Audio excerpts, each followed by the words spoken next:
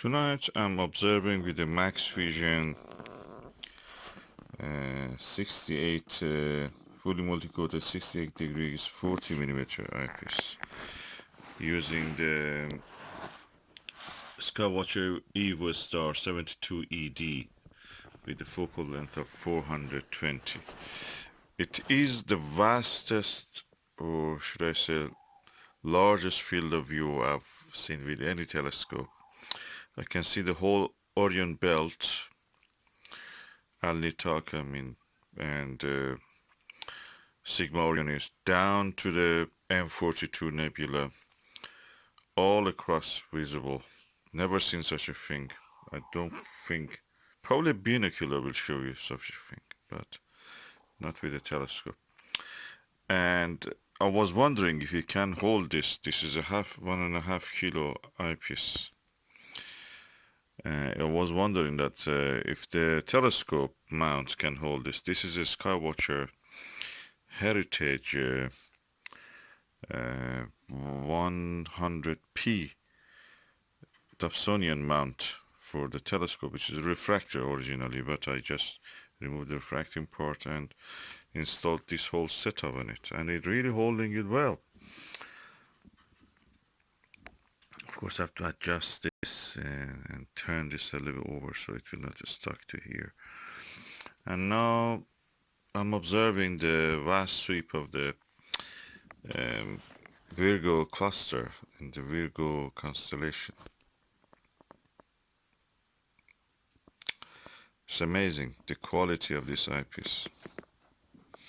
I've heard that people, John Huntley, I think, has compared this with a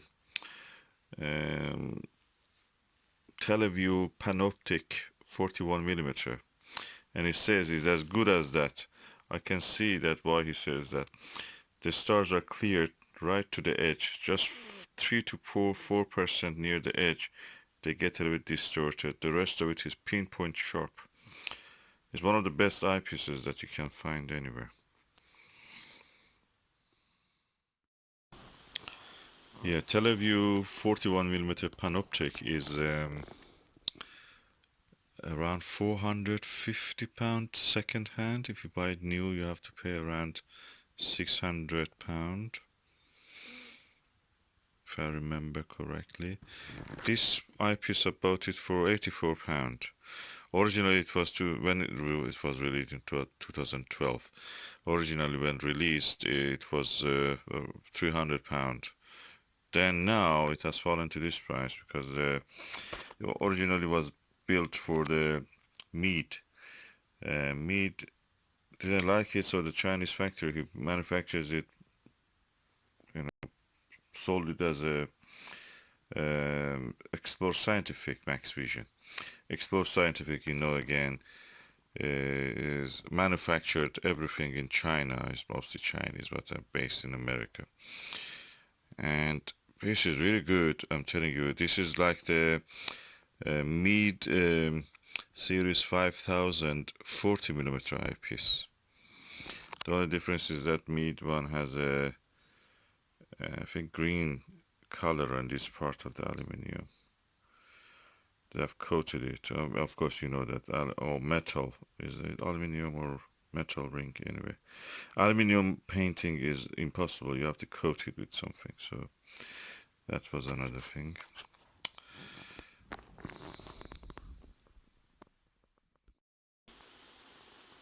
Yeah, just mentioned. I bought it new for £84. I saw people in the eBay pay £100, £200, and £120 for this, when actually at the same time it was on sale in a clearance for £84. And people missed all that. I bought 2 of this, just in the case if I need another telescope at the same time comparing. Just as a sign of perfection in this setup, when I look at the stars, especially not very faint, not very bright ones, I can see tiny iris disc around them. That's a physical phenomenon around the dot-shaped object sources of light. Perfect setup. We can adjust the light with the rough focuser, then fine focuser. It's a dual focuser, this telescope has.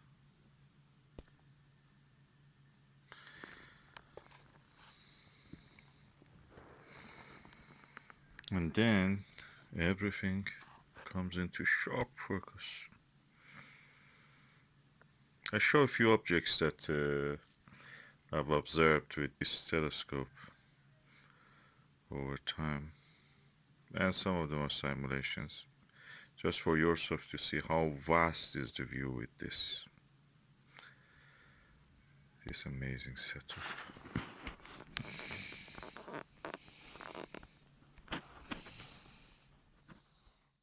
This is the M42 Great Orion Nebula.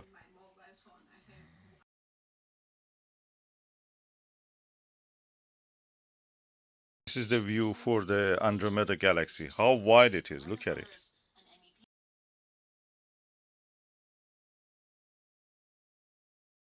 You never can get it the whole of the pallets in any telescope. You get it here.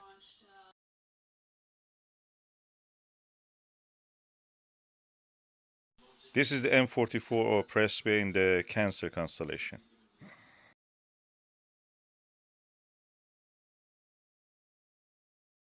This is the M33 in the Triangulum constellation.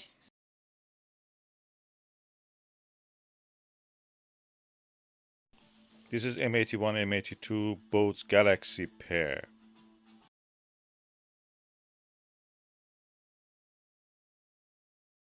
Of course, you don't want to see the moon in that wide-angle view. This is almost 5 to 6 degrees wide.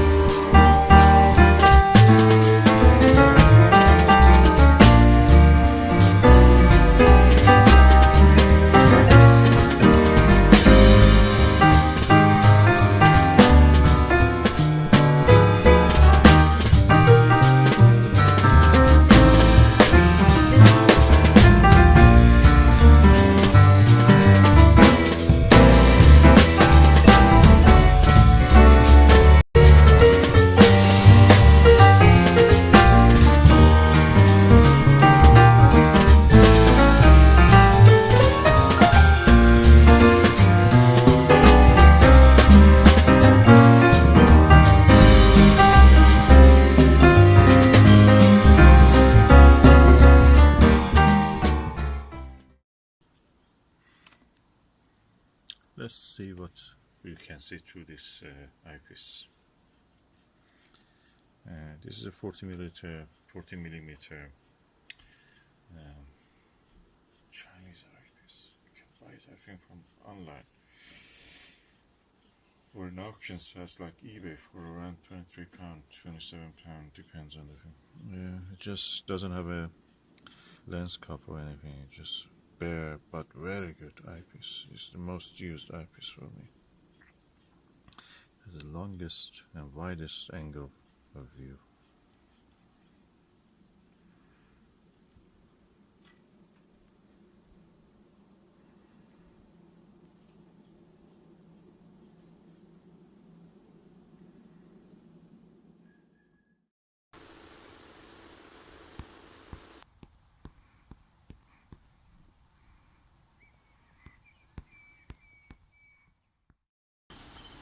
Another foggy and frosty day.